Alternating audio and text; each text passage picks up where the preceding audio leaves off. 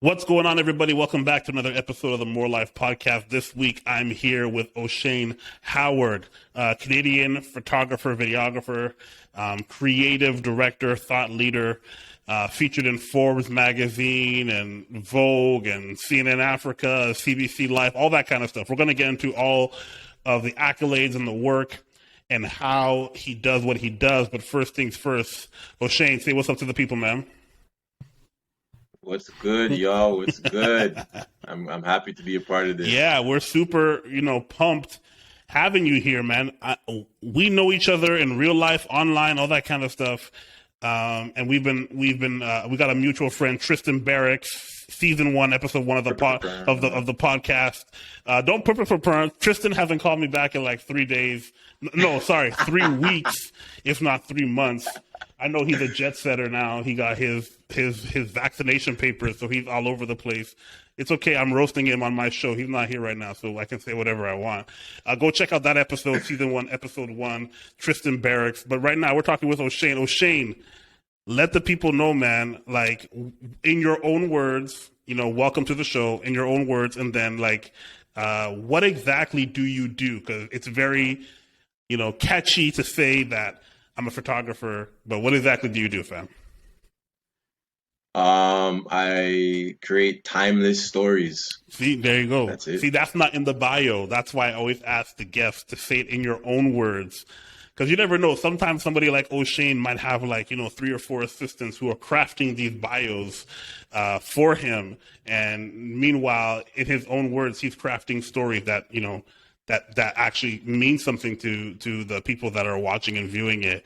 And like I mentioned already, in layman terms, you're a photographer, but it's much more than that. If you take a look at your website, you can see that there are definite emotions being portrayed. There's definitely a lot of story being portrayed within those types of vignettes. When you look into the lens of all these different projects that you've been a part of, I would love to talk about maybe the beginning. Everyone has the humble beginning. What does that look like for you? How do you find a love or a passion for photography, and how does it take a hold in your life? So basically, about donkey years ago, I would say in my terms, more than 10 years ago, I was a model, and that's how I got exposed to that whole camera world, that whole fashion world, the idea at the age of 17, being a model, networking, that was it. Networking now is like the norm, but networking back then is kind of scary because it's like this new thing. There wasn't Gary V's and all these stuff, right? It was very different. No one was looking up to entrepreneurs back when I was in high school. Go to school, So get a for job. me, yeah, exactly, right?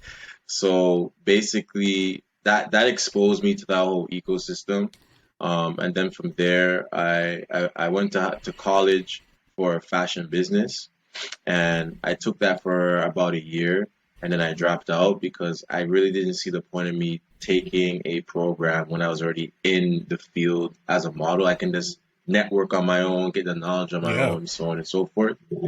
So from there, I worked a job. I was working in retail. I was working on myself, personal development, trying to find, my identity, who I am as a man, what do I like, what I don't like, and from there, I was leading towards media. I was taking in the scope of things that, there's this new app, Mm-hmm. Instagram, and all that stuff. I'm like, there seems like that's going to be the way of the future. And I applied for media communications. I got accepted to the program. And in order for me to, participate when I'm in the classes, I need to buy a camera. So I bought a camera, and there's 2 classes in particular I was focused on. It was video and marketing because I love Mm. marketing. I wasn't really leaning towards photography at the time. I wanted to actually become a video editor. My teacher he was just really good, and he really got me into it. And I'm just like, I got this camera. Let me make use of it through all angles. So At the time, I got someone to mentor me. They allowed me to, take pictures on set when they were working with Mm. clients. They were more seasoned than me. They were actually in the industry. And then from there, I was able to build a portfolio. And then once I was done my first semester, I jumped in and got an internship a year early. So I was a media communications coordinator for this nonprofit organization downtown. And then at my job at the time in retail, I told them like, hey, I'm going to take the summer off. And then that summer off turned into, by the time it hit September, I'm like, I'm not going back to my retail job and I'm not going back to college. And then from there, I just dived into entrepreneurship. So actually, September, which is, tomorrow, it'll be 5 years since I quit my job. So, yeah. So you jumped in like both feet right away. You just were like, "Yo, I'm done. I'm not finishing this program. I'm not going back to my retail job." And you're like, "No, this is it." You had that much confidence and industry Mhm. experience. You were like, "I think I have a understanding of this industry and how I can make a place for myself." Yeah. That's serious. A lot of that's where people have the hardest time is Hmm. taking the jump to say, no, I can see where I can fit in and create a place for myself. And that's seriously, that's like the hardest part because when you think about like where people trip up, a lot of times it's because they think they got to win the whole thing. And I'm like, you don't have to Hmm. take over the whole industry. You have to carve out a slice that fits your desires. So it's not like you need to be Yep. like worth $20 billion in the media industry, but like no, I can make my six figures. I can make my if you're looking for 50K to replace your job or whatever it is, you just gotta find your slice. Who are the people that are going to support you in this? Who are the clientele that you're targeting when you're reaching out to them Absolutely. and stuff like that. So that's where I really do think where people might start up with an idea and then they fall off the bandwagon because there's a lot of naysayers and you don't need those people in your life. I'm very surprised. Like just boom like that, you drop out of school, drop your job, and you didn't even have a job. You had an internship at a Hmm. nonprofit, which yeah, Yeah. it's not like they're paying you big time dollars. It's probably a free. Yeah. You know what I'm saying? So that's Yeah, I, crazy. I was fortunate. I was actually getting minimum You're getting wage. minimum, which is nice compared to a lot of other people. Most people not getting Yeah. nothing. Yo, come be an intern. Drag yourself there, fam, and use your own money to take the bus or whatever. You put gas in your car. Yeah. So there's a point where you have to level up, where you're like, okay, where does Oshayne specifically fit? Okay, am I going to do video editing? Am I going to do photography? Am I going to do more of the marketing, media management, or communication side? And how do you now equate yourself to the same level as like people who've been doing it 2 years, 5 years, 10 years in your industry? Mhm. You know what? Like where people have a tendency of comparing where they are based upon where someone else is at, but it's just like you don't even know how long that person's been in the industry for. Like you see them doing like a Zara campaign. You know how many years it took them to even get the Zara Mm-hmm. campaign? Like it takes a lot of time and like this looking back at like where I started, it was not easy. Like there was times where I wasn't getting an income for months, right?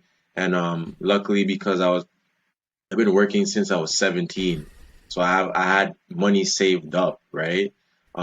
But at the same token, there was even times where like, yo, I need a job, Mm-hmm. and I would actually go and look for jobs. I would actually go and apply to factory jobs and whatnot. And for some reason, I wasn't getting the jobs. For some reason, I was not getting the jobs, and my mom, she was super supportive on this journey, and she would be one sometimes like, hey, don't apply for the jobs. God will provide, you know.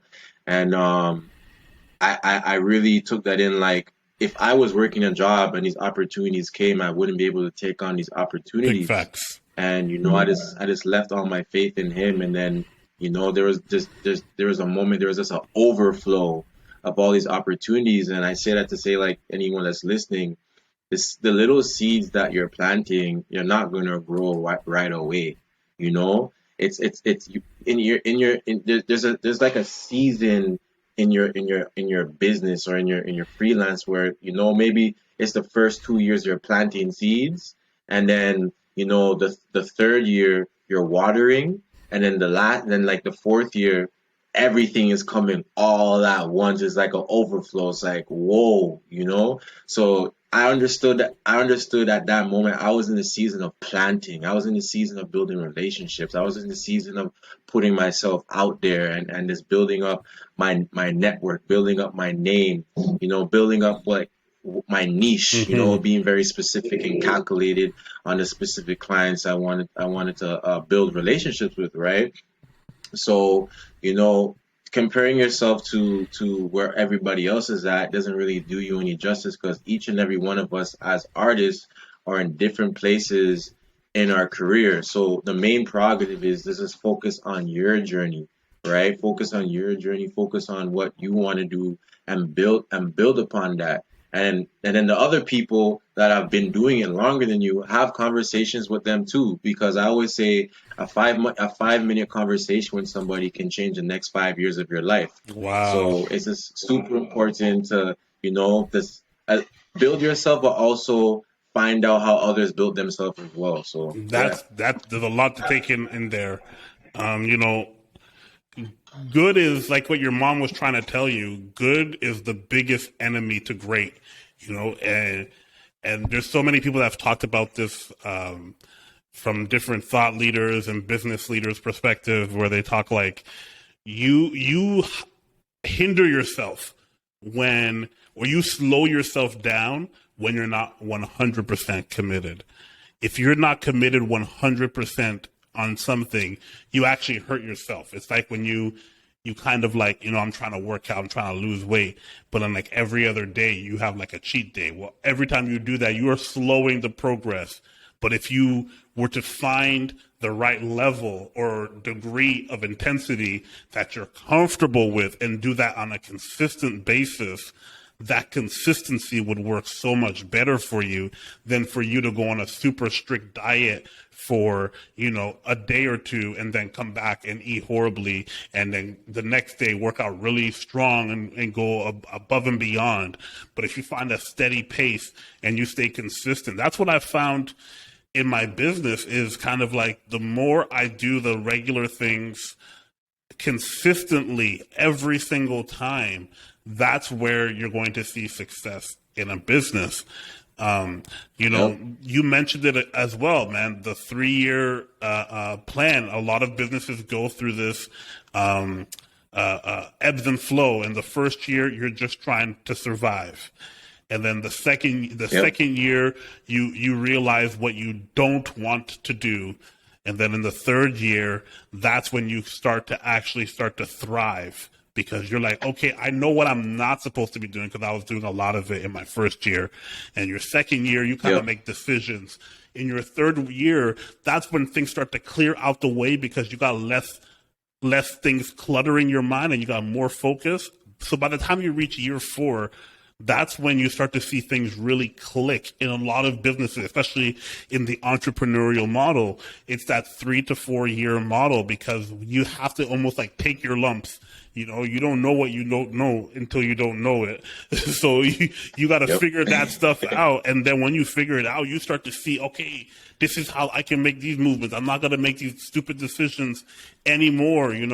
I used to, as a designer, allow the scope to increase and not charge more, or not ask for more budgetary time, time allotment for the work. And here I am making all these crazy mistakes, working extra hard for a small amount of money. And now you can't do that with me, because there are systems in place that, we check that, so that when something comes in, that's extra on top of what we already agreed on as the scope for the project, that's where I can be like, I've made the mistake enough times when I was younger to be like, okay, so for us to take this on, there's going to have to be some time or monetary budget implications. So how are we going to handle that and have those tough conversations? From a photographer standpoint, there's a lot of people who say they're a photographer. The iPhone has democratized the term photographer. Everyone is a photographer. Everyone, actually, pretty much everybody who has a modern smartphone has the best camera they've ever owned in their pocket, right? Like, Yeah. unless you're a pro, unless you have a DSLR or a mirrorless camera of significance, the best camera you will ever own is probably your cell phone. And they're really, really good. So, in the world of like, I own multiple cameras. I own a cell phone. I take lots of pictures for my job.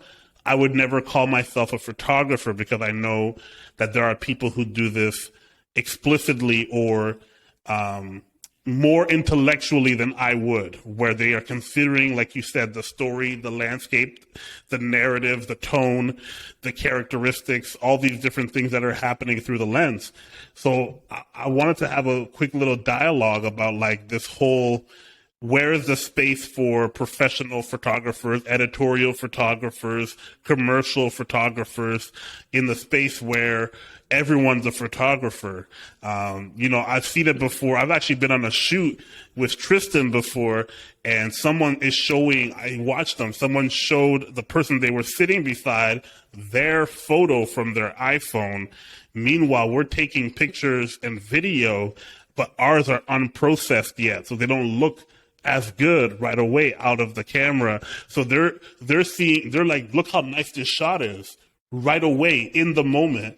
And we still have to go back and actually bracket all those images together for the HDR look and do all of that extra work. So there's that complex world that we live in right now between the photography world and the amateur photography world, and Apple keeps dropping these commercials talking like how you can do professional stuff with an iPhone, which you can, but there is this like two camps, especially when you start factoring age in there as well, about like which, some people who don't care about iPhones are really good with their bigger camera, their more pro cameras.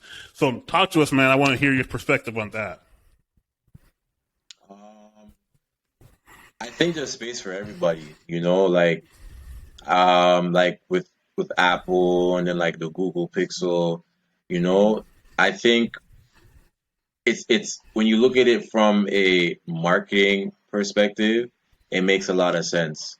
So like Apple will get like photographers, to take their iPhones and do like a photo shoot with it, and then they'll blow it up and a full-blown campaign telling them about the story behind why they shot what they shot and how they shot it with the iPhone, Mm-hmm. vice versa for the Google Pixel.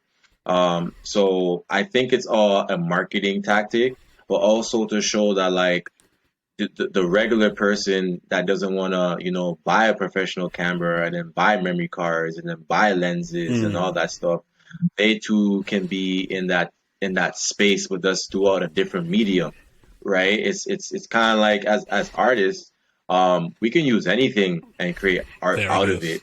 I think I look at iPhones as just like a different medium to express yourself, and a different medium whereas someone that doesn't want to be in front of their computer for hours retouching on Photoshop and all these stuff, they can just do that on their cell phone and just slap on a filter and keep it moving. Now, would you want to classify yourself as a photographer? By all means, if you want to, would I classify you as a photographer?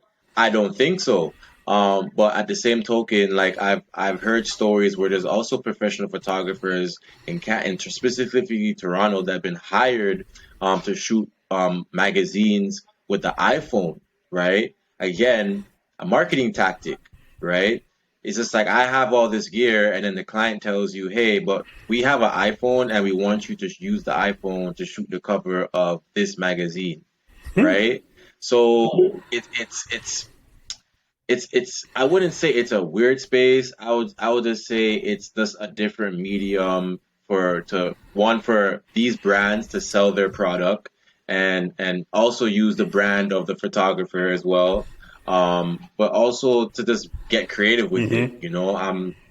For me personally, there's moments where people expect me to bring my camera. I'm just like I'd rather just take off my cell phone. I don't have to carry my bag. I don't have to carry my lenses. I don't got no time for that. Yep. I just want to use my camera. It shoots 4K, 60 frames, all that stuff. I can just do it off my phone. But on a more professional setting, I'd rather have my full frame camera on me. So yeah, I just look at it as like a different tool. You know, even during the pandemic, I actually did a photo shoot for this fashion magazine, and I was actually using my cell phone on Zoom and my camera doing a photo shoot. It was the most weirdest experience I ever had, but it made me get super creative with it as well, right? And I think that's the beauty of being an artist is not being so stagnant on how things first started off, but being open minded to how things are now opening up, you know? Yeah. So that's the angle I would come from. The the greatest thing that you can do as a photographer have a good eye, understand composition, understand what Hmm. story you're trying to tell. I recently got into a little bit of film photography, so I got to yeah, almost three. It's becoming a problem of film cameras. And a buddy of mine, Chris Doswell in Brampton, um, we went on a photo walk in the old part of Brampton, and we take pictures of some beat up cars, old businesses that are closing down. We go and take some interesting photos. Let's just say that we run into somebody who approaches us, who is a scout, a location scout for a well-known TV show that are going to film in our city, and this is what he does professionally. And he's using an iPhone, and he just takes his photos, and then he also has with him a little pocket. It could have been a Ricoh film camera. He's like, "Oh, this is just for fun, but all my work stuff I do with the iPhone." And he shows us some of his prints. He shows us because he had his car over there. He shows us some of his work, and it's like, wait, which one's done with the iPhone? Which one's done with the film camera? And you can't even tell because it's black and white. It has a great look to it. But what made the photos great was the composition. It's no respecter of which tool you used. Like you were saying, it's kind of like, where is your mind at, and how well can you translate the language of image to someone's emotions? So when you're looking through a lens, because it's Oshayne Howard, it's going to have that Oshayne Howard look. And I know that takes time to develop. That's something that's unique to each individual artist. Um, I've spent a lot of time looking at your website, some of the notable, campaigns you've been a part of and stuff like that. So you have a style, you have a look. I don't even know how to explain it because you do some type of wizardry on skin tones that look super saturated, super contrasty, but at the same time, it looks very organic and natural. Now, some of that is also the subject matter. I specifically like Jump Ball or like the Roots campaign you were a part of. But even I was looking at, I think it was a Nike one, and you had a Nike shoe inside of a plant, and the blacks are super super saturated. But yet it still looks very like organic and nice and very not saturated. So it's almost like a trick. But all of your photos kind of have this very punchy, but not but it's not. When you think about it and you look at the whole picture, it's balanced. It doesn't look like it's very punchy. Like you don't have, the dials all the way to the right. So I want to know, like, is there someone that you, or is it a combination of people that you have modeled your style or your approach after? How have you found your style? Because you have a very pronounced style when it comes to photography. To be honest with you, I didn't necessarily find my style until jump ball. Okay. Like when my boy Joseph Adamu, shout out to him, Sunday school. Um, when we first did that, we went to Timmy's and we're just looking at the raws and we're just like, yo, this is crazy. But at that time, I'm just like, I don't even know how to approach this. And I had to edit 50, it was 50 photos. And, like me and him went back and forth on the ones that we want to pick. And from there, I'm just like, you know what? Like, I really have to experiment with the toning Mm-hmm. and the coloring and whatnot. And I never experimented on any project the way I experimented on that specific piece at that time in my career. And once we dropped it and everything, I told myself, there's no room to go backwards. Like that project went viral, like literally worldwide. It was on CNN and all that stuff. And for me, it was a good thing because it set the standard for me. It set the standard, you know what? Let me look back at Jump Ball and replicate the toning and everything from that onto the next few projects that I do, but build on that. And I started to realize I really do like warm tones, but I started to realize my personality in general, I'm a pretty relaxed guy, like when it comes to fashion. And now that I look at my work and when you're explaining, it's the same way with how I grade, Mm-hmm. right? It's not flat, it's not overly done, but it has this warm tone, very realistic feel to it, right? And that came from this really experimenting in post and looking at other people's works and wondering why does my eye always gravitate to Right. this specific photo. And I realized the reason why my eye gravitates to is because of the saturations or the contrasts or the highlights and or the exposure, right? So sometimes like when we're trying to find our creative style, we might go through this rabbit hole where we're looking at so many other artists' work, but that's fine. Just take what you like and put it in a pot and create your own thing out of it, right? It's kind of like with music. When you ask a music artist, what inspired you? And they'll say like someone like, I don't know, some random artist from back in the Mm-hmm. day, but they took what they listened to back in the day and they just built on it and made it their own style, Yeah. right?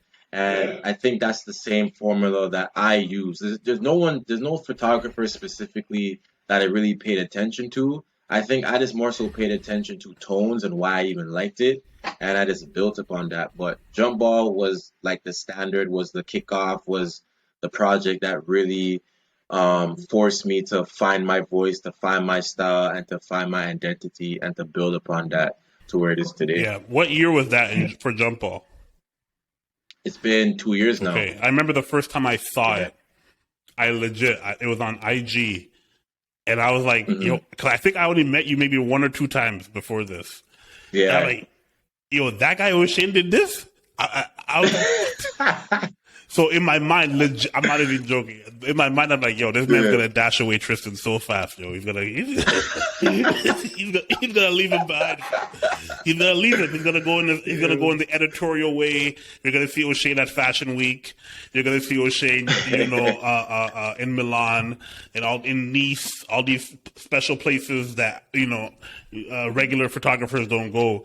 I thought like, whoa, I was super impressed. And again, the colors. That's what juxtaposes it with the stark what's it called, the concrete in the basketball court. All that whole piece was huge. And the hardest thing and the best thing for an artist to do is to come up with the next thing. So Yes. that's the hardest thing, man. Now you got everyone's hopes up. Yeah, you were featured in Vogue and on CNN, like you said. But now people are watching you, and you got to perform at a different way to satisfy the next client, because you're only as good as your most previous work. So you Absolutely. have to find ways to, like, make a name for yourself. Um, some people go the way of social media presence, where I'm like, okay, now that I have a marketable product, I want to let everybody know. Some people try to go more subtle ways, maybe through talent management. You get a manager or agency to kind of get you some work that they feel can match. Talk to us a little bit about what did you do once you kind of started. You were like, okay, this is getting some momentum now. Because you Hmm. didn't want this to be a flash in the pan where, like, Jump Ball or one of your more earlier works would be like the best you ever did. You want it to be like, this is the Hmm. jump off for what's going to come next. There's always going to be Hmm. more. So how did that progress in your career? Yes, to be honest, like there came a point after that where like, Shane, jump ball, jump ball, jump ball. It was kind of like I'm over it. Yeah. I didn't want to talk about it. I didn't want to be known as the jump ball guy. So for me, I really used that project and I pitched it to every single email brand that I wanted to work for. And whether or not that got me the gig, it still got my name in the room, for future stuff. And for me, I really just use that as a blueprint for the next project. And the next project I did after that was praise and worship that me and Tristan did. Nice. And like me being a Christian, because my faith comes before everything else. I really wanted to like there's Christian art out there, but and for me I don't like it. Like it's corny, Mm-hmm. like it slap on a cross and all that stuff. And like to me it's just like I wanted to use my talents that I was using for clients, but do it for the Lord and but do it on a higher Yeah. level, right? And I took those same skill sets and I got this concept praise and worship. I was at church and I saw my church sisters dancing with the tambourines and Mm-hmm. all that stuff. And in my head I'm just like, why hasn't anyone told these stories that I seen in the church? And I hit up Tristan on it, and we went back and forth, and we built upon the idea, we built upon the concept, we got the talent, we shot Yeah. it in Shelburne, and that too went viral. That ended up on Vogue as well. And film festivals, Montreal Film Festival, and all that stuff. So I say this to say that like once you like you phrase like once you have that jump off, it puts you in a situation where you got to think critically, you got to think Yep. strategically. You got to take these passion projects and not look at it as like this is like a thing I want to do for the gram. It's like this is a thing I want to do for not only myself, but in this essence it's for God, but in a way to show future clients that like this is what I can do for you Yes. because I'm already doing it for myself, and the formula for me to this day has always been passion projects. Passion projects have gotten me some clients I probably wouldn't have gotten if I didn't have a passion project because it shows that you're capable of thinking critically on a rollout. Mm-hmm. You're capable of telling a story. You're capable of putting on a team, a mood board, execution, producing, all that stuff without a helping hand from a brand, right? So it's just super important to create the artwork that you want to see and create the world that you want to see because you can't wait for clients to hire you to do it Right. because they already have their own world that they're trying to create. They're only hiring you for your lens and for your artistic, not for your artistic skills, for your critical skills to Mm-hmm. make sure that their ideas come to life. But everything else outside of that, you got to do that for yourself, right? So that's how I approach things after that project, and that has done a lot of good in my career, and that has attracted a lot of notable people that follow me, that have reached out to me for me to build relationships in the States and so on and so forth. So yeah, that's kind of like the formula that I've been doing till this day, man. Yeah, you know, the what do you call it? The subconscious is really powerful. And when you do a passion project, when you just have an idea and run with it, you're tapping into something that's extremely powerful because the reason sometimes people have like, I had this idea when I was sleeping, or it was a dream, or this just came to me, or whatever. Like, you know, something just an idea comes and you jot it down. Your brain has done the legwork to produce that. Your subconscious, mind, body, spirit, all of that has done something for that to be produced. Because when you have a dream, it's usually because current events that are happening, the way that you're feeling, but you're not necessarily showing it or anything. Like, right, all kinds of stuff happen when your subconscious is at work. We don't even know all the things, but it's like an idea that's kind of already been workshopped. It's been tested somewhere in the back of your head. So when you have an idea about something and you kind of feel like this is not just a regular idea, this is like actually something that's pretty significant. I always tell people, write those things down, because you never know when maybe that's just one piece of a puzzle and you don't know when you're going to get the other piece. And you don't want to have to Yep. start from zero every time. I write, I don't journal, but I write notes. So when I go to a meeting or when I have an idea, I just write it and then I keep those journals. I keep those notes. I wrote down, that I want to start a clothing brand of some sort like years ago. This is, as you would say, donkey years ago. This is close to Hmm. 15, 20 years ago. I was still in high school. And I had an idea. I wrote it down, all that type of stuff. Now I'm in the position where I'm looking for a passion project, something that I could put some emphasis on that means something to me. And it just so happens that the right people are in the right place. I have the right connections being approached. And then when you go back and you look on my notebook, it's there already. I just didn't have the other piece. So timing is Yep. key, but just because the timing is not right now, I don't think it's the time that means you should dash away all your ideas. Um, to use the same analogy we talked about even earlier on, about planting seeds. You plant it now, and you don't know when it's going to come up out of the ground. There's something that happens in between the planting and the harvesting when you actually see the tree grow. And that's the watering. That's the days that it takes to go by, the sun to go down, the UV, the photosynthesis, all that stuff you learn in grade 3 science that I can't remember. But, that's where you're at right now. You may have envisioned yourself as a photographer or envisioned yourself as I'm going to make, bake cakes or whatever it is.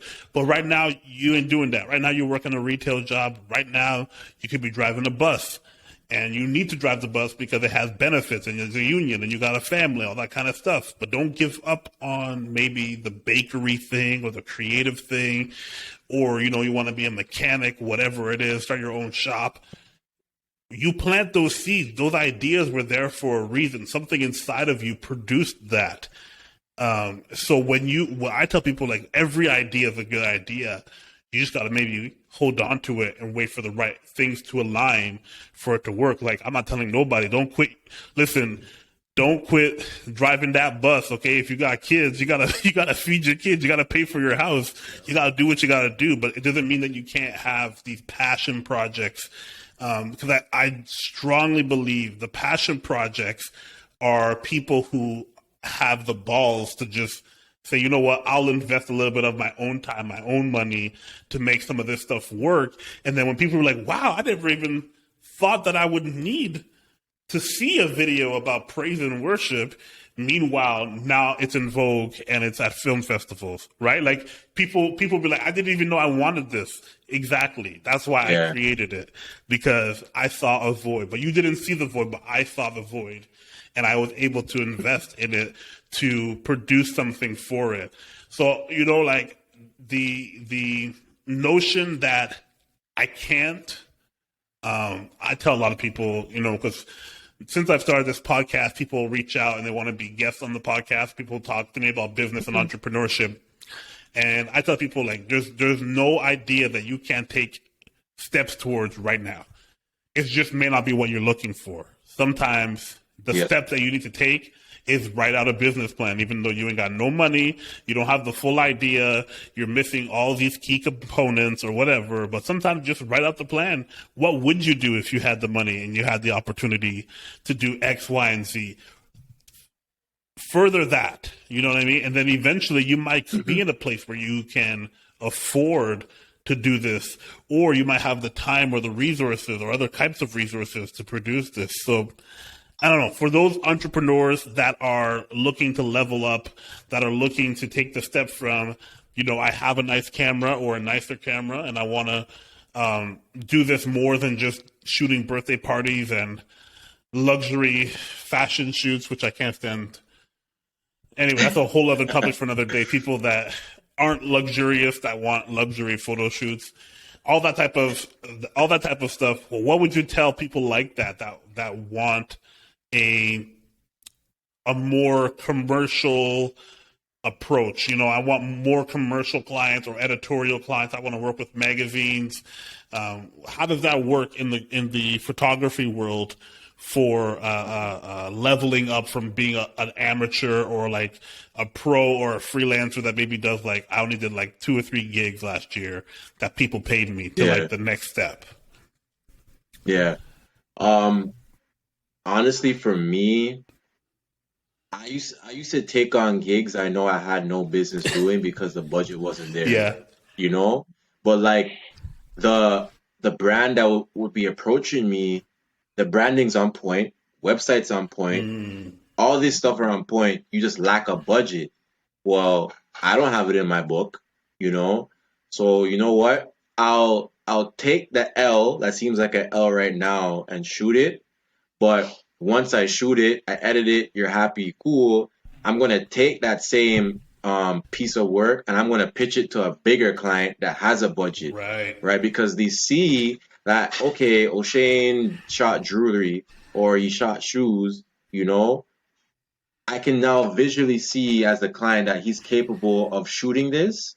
I can hire him. That makes You sense. see what I'm That saying? makes sense. But it's hard for artists need to realize that clients, they're not going to take the time to imagine if you can execute the vision or not. It's either you have it in your portfolio or you don't, then onto the person that actually has it in their portfolio. Facts. Right? It's very, very rare that a client takes a chance on you. They're not going to go off of your aesthetic. They're not going to go off of what went viral. They want to know that you're capable of shooting this and that they're capable of making sales off of what you shot. Because at the end of the day, it's a business. They want sales, they want revenue, all that stuff, right?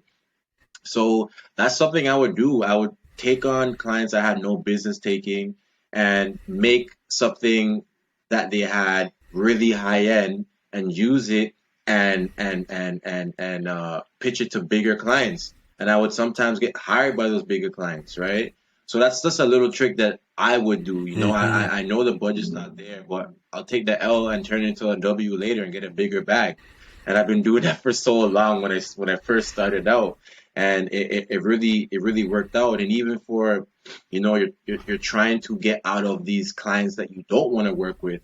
Well, there comes a little bit of sacrifice where you got to start saying no.